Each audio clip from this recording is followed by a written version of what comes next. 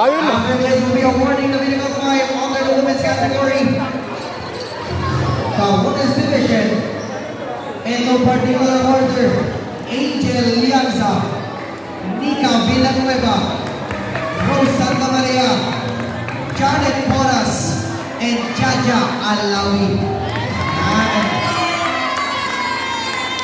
The medical 5 po, please stay.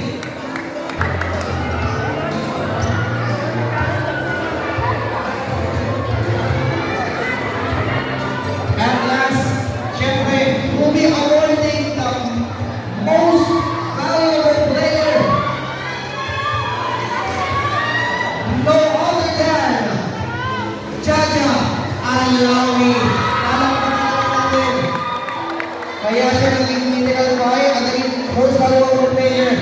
According to the rules, syempre, nanay division ang nilaruan natin. Nanay din ang magiging most valuable player.